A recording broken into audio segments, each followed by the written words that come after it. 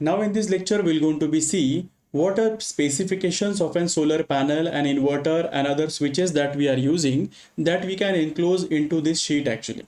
So for that purpose, we have to draw one table. Table you can draw with a table command. So you just write here table in the AutoCAD. So automatically it will open one sheet. So in that sheet here we have to decide how many number of columns we required, what is the column width that we required, how many number of rows we required, and the row height that we required.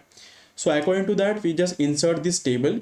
So if you want to reduce the scale of a table also to enclose this into one sheet, so just select the table, use the scale command SC, and just write here base point over here. From that where we have to reduce it, and simply write 0.5 or 0.75. In that way you can just make it. Simply make double click on it and you just write here specification, whatever we want to mention it, specification of solar panels.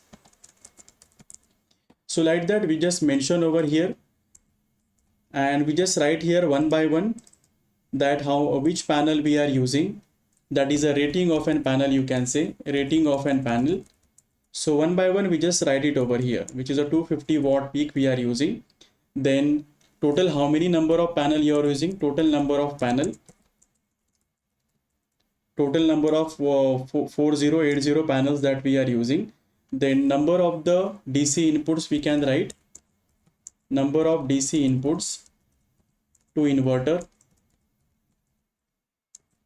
This also we can just write one by one. Simply just press the tab button, automatically shifting over here.